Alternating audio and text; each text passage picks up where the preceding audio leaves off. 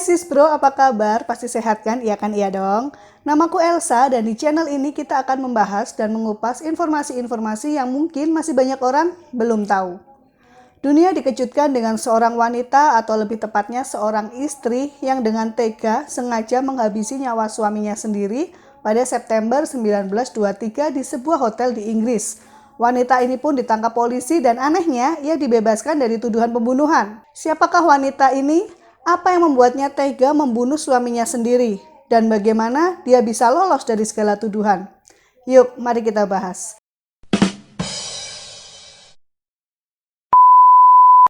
Namun sebelumnya untuk sis bro nih yang belum subscribe, boleh langsung aja klik tombol subscribe dan aktifkan lonceng notifikasinya agar sis bro menjadi yang pertama tahu informasi menarik lainnya.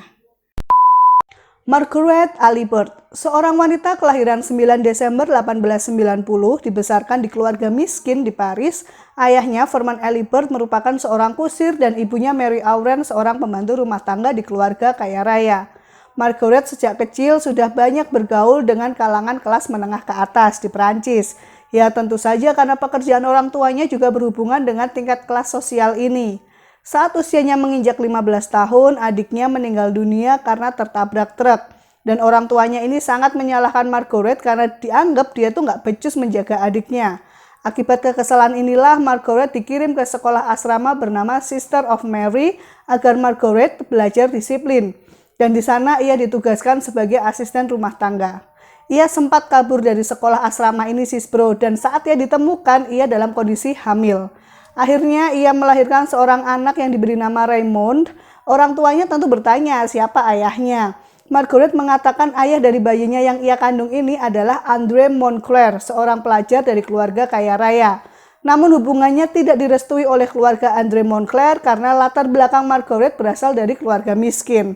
Namun setelah waktu berlalu cerita ini berubah. Ia mengatakan bahwa André Moncler itu miskin dan ia menganggap André tidak bisa membiayai atau menafkahinya. Kemudian Margaret harus berpisah dengan anaknya Raymond untuk diasuh oleh keluarga lain. Dan untuk menyambung hidup, ia pun menjadi seorang penyanyi di sebuah klub malam. Awalnya sih penyanyi sis bro, lama-kelamaan ia merasa bahwa menjadi pekerja seks komersial akan memberikannya lebih banyak uang. Entah apa yang merasukimu Mbak Margaret, seolah-olah nggak ada pilihan lain aja. Suatu hari nih ketika ia sedang bekerja di sebuah klub malam itu, ia berjumpa dengan seorang mami-mami khusus pekerja seks komersial kelas atas bernama Madame Dernate. Madame Dernate ini menilai bahwa Margaret tuh cantik, cerdas, dan juga pintar. Ya emang cantik sih sis bro, coba deh lihat wajahnya yang mendekati sempurna ini. Pantas aja Madame Dernate menyukainya dan menganggap sosok Margaret cocok nih jadi PSK kelas atas. Maka jadilah di kalangan dunia malam Margaret dikenal sebagai PSK antar negara, antara lain langganan yang merupakan petinggi-petinggi Perancis, Inggris, dan Amerika Serikat. Pada 1907, seorang pria bernama André Miller terpesona dengan keanggunan Margaret dan berani membayar sangat mahal. Saat itu Margaret masih berusia 17 tahun dan André Miller berusia 40 tahun. Mereka berdua saling jatuh cinta meskipun André Miller saat itu sudah memiliki istri sis bro. Lelaki ini sangat kaya dan rela membelikan sebuah apartemen untuk Margaret.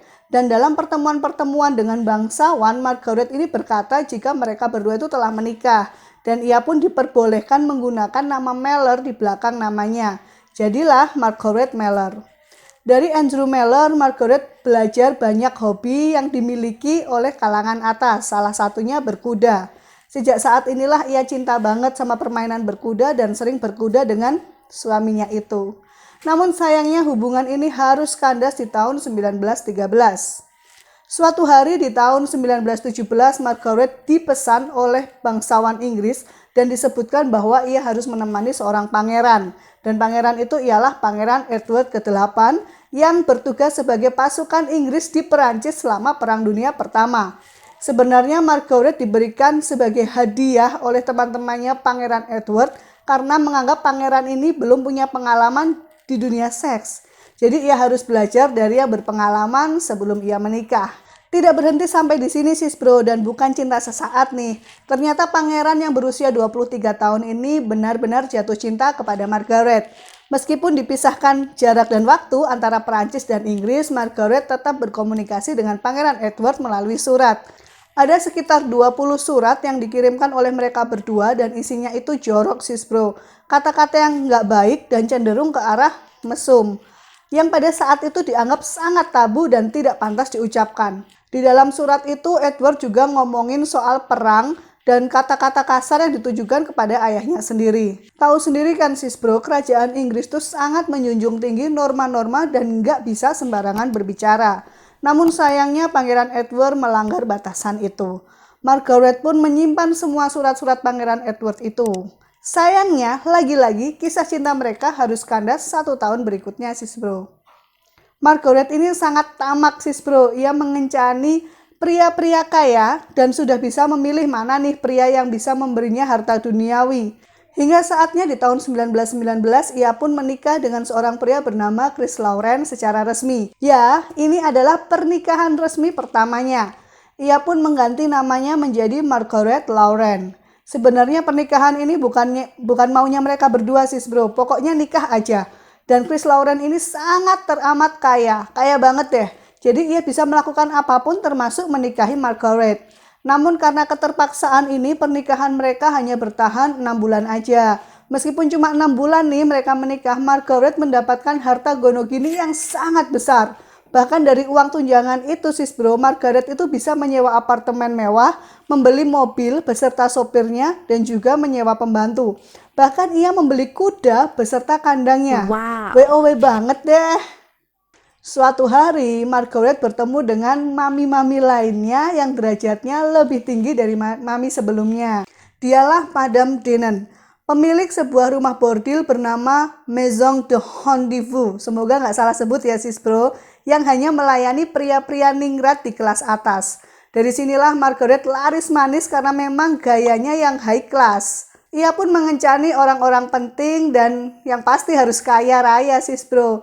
Suatu hari nih, ia diajak sama salah satu pacarnya jalan-jalan ke Mesir sis bro. Dan di sana ia bertemu dengan seorang bangsawan Mesir bernama Ali Kamel Fahmi Bey.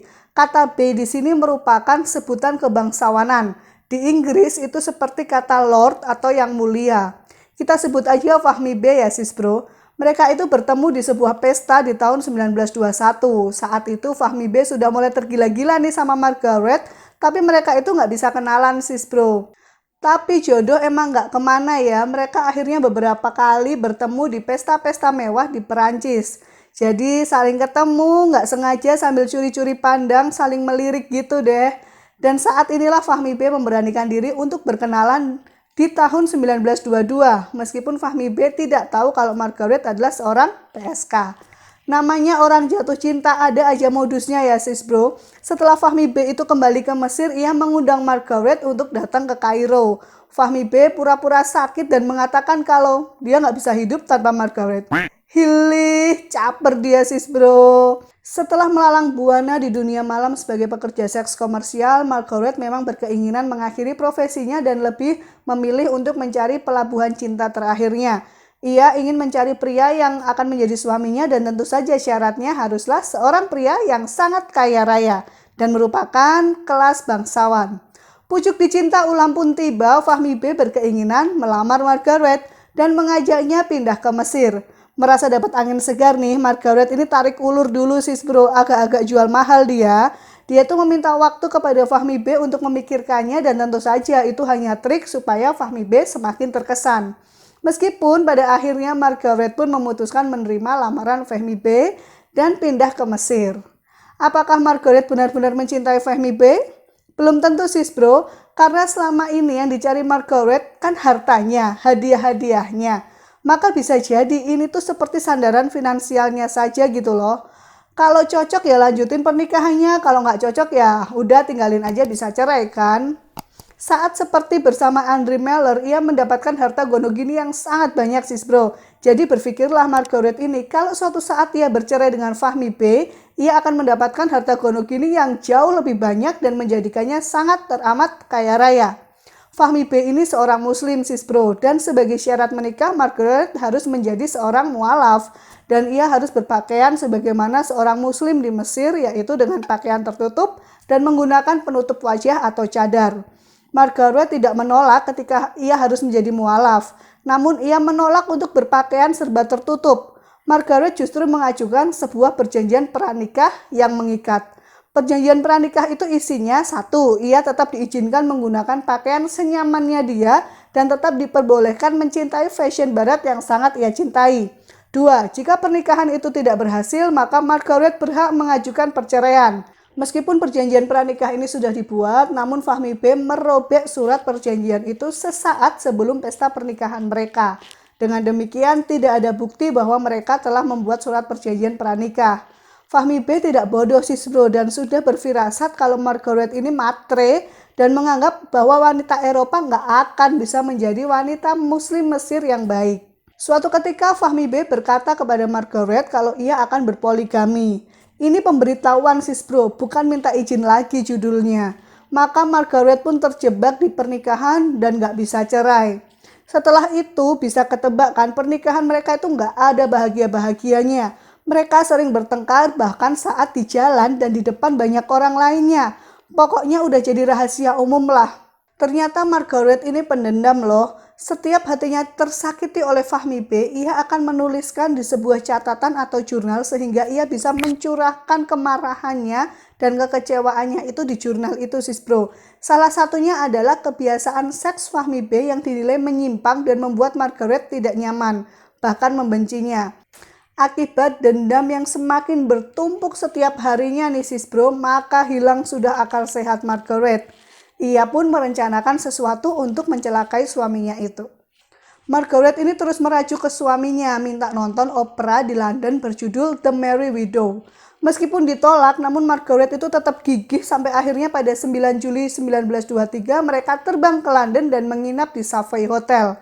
Malam harinya mereka tuh tengkar hebat sis bro dan sampai terdengar oleh pelayan-pelayan hotel. Pertengkaran mereka kali ini tuh sangat hebat dari sebelumnya. Hingga sekitar pukul 2:30 dini hari, Margaret pun menembak suaminya menggunakan pistol yang sudah disiapkan di bawah bantalnya. Pelayan hotel sangat terkejut saat mendengar 3 suara tembakan dari sebuah kamar. Saat membuka kamar itu, mereka menemukan Fahmi B sudah tergeletak dengan 3 luka tembak di leher, kepala, dan punggungnya. Fahmi B ini sempat dilarikan ke rumah sakit, namun ia meninggal 1 jam kemudian karena lukanya yang cukup parah. Margaret pun akhirnya ditangkap sis bro. Pada tanggal 10 September 1923, Margaret pun disidang dan menjadi perhatian masyarakat pada saat itu yang ingin tahu tentang latar belakang Margaret. Bahkan nih sampai ada loh yang rela membayar demi duduk di ruang sidang dan mendapat informasi mengenai sosok Margaret.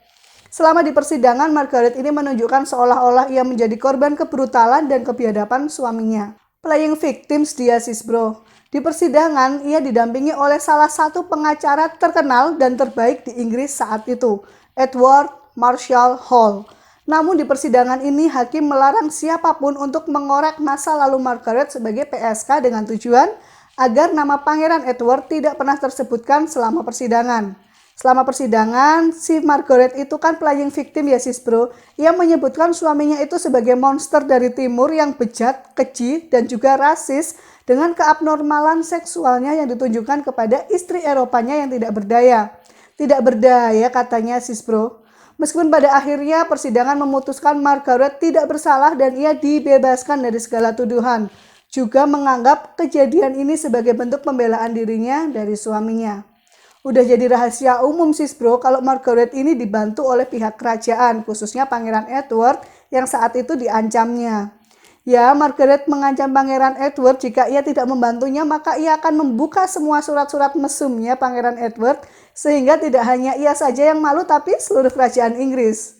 Nah, itu juga menjadi alasan mengapa Margaret memilih melakukan eksekusi di London. Karena kalau ia menghabisi nyawa suaminya di Mesir maka ia akan dihukum mati pastinya. Setelah pembebasannya, Margaret kembali ke Paris untuk menghabiskan sisa hidupnya. Yap, ia masih saja melakukan pekerjaannya sebagai PSK, khusus pria kaya, sampai akhirnya namanya redup dan hilang dari sorotan publik. Ia meninggal saat usianya ke-80 tahun sis bro, dan diketahui bahwa cucunya ini telah menemukan surat-surat tabu Pangeran Edward yang masih disimpan oleh Margaret. Namun sampai sekarang isi dari surat itu tidak bisa diketahui sis bro. Ya pastilah kerajaan Inggris sudah mengambil alih dan membakarnya, sehingga surat-surat itu bukan lagi menjadi ancaman bagi kerajaan Inggris. Gimana sis bro? Sudah terjawab kan pertanyaan di awal tadi? Untuk sis bro dimanapun berada nih, jangan lupa bahwa selalu ada konsekuensi dari keputusan yang kita buat. Semoga kisah Margaret ini menjadi pembelajaran bagi kita untuk berhati-hati dalam bersikap dan bertindak, sehingga tidak menjadi bumerang yang merugikan kita sendiri nantinya. Terima kasih untuk sis bro yang sudah nonton video ini sampai selesai. Jangan lupa subscribe, like, komen di kolom komentar, dan share sebanyak-banyaknya agar orang lain juga mengetahui informasi ini. Sampai jumpa. Muah.